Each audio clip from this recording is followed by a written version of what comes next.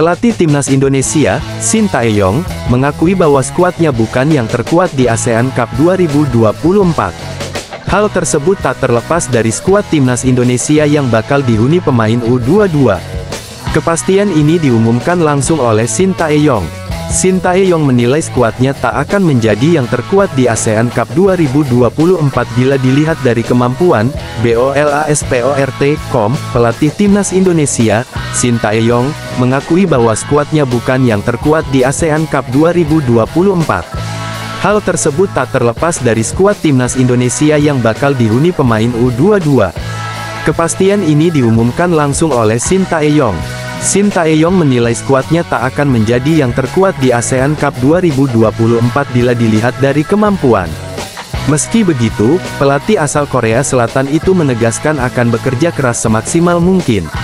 Shin Tae-yong memiliki target yakni membawa Timnas Indonesia melaju ke babak final ASEAN Cup 2024. Sebagai informasi, ASEAN Cup 2024 akan dimulai pada bulan Desember mendatang.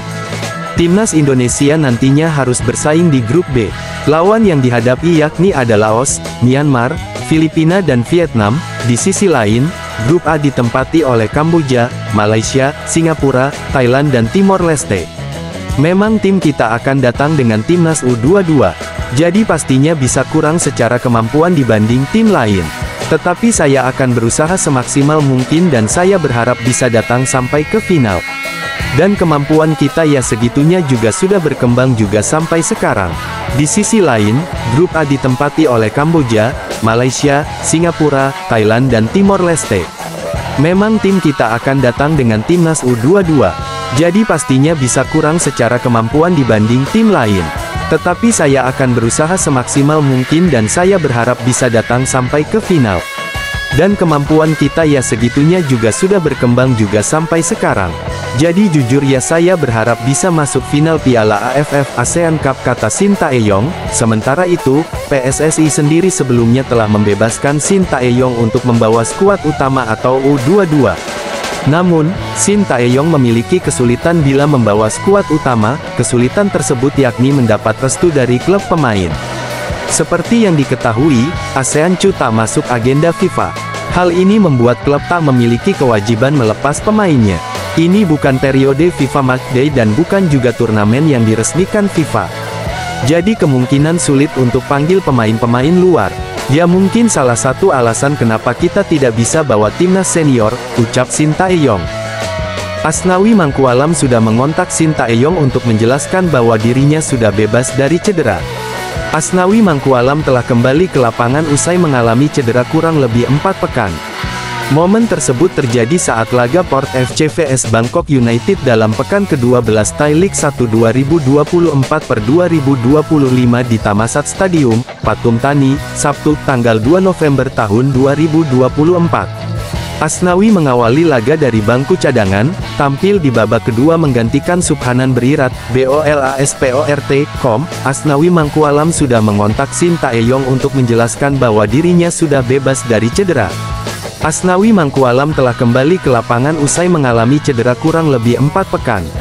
Momen tersebut terjadi saat laga Port FC vs Bangkok United dalam pekan ke-12 Thai League 1 2024/2025 di Thammasat Stadium, Pathum Thani, Sabtu, tanggal 2 November tahun 2024.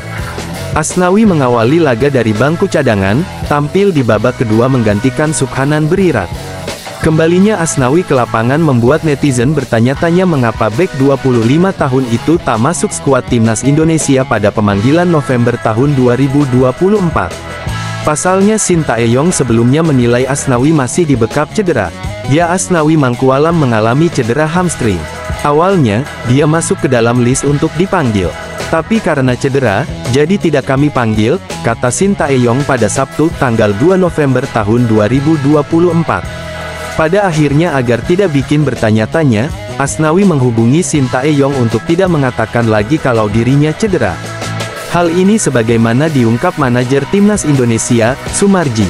Jadi semalam itu Asnawi Mangkualam telepon saya untuk bilang bahwa dia sudah bermain lagi bersama Port FC, kata Sumarji. Kata dia, saya diminkan tolong sampaikan pesan ini kepada Coach Shin Tae-yong agar jangan sebut bahwa saya cedera lagi. Ini agar tidak salah komunikasi saja. Saya juga sudah sampaikan ini ke Coach Shin Tae-yong, tambahnya.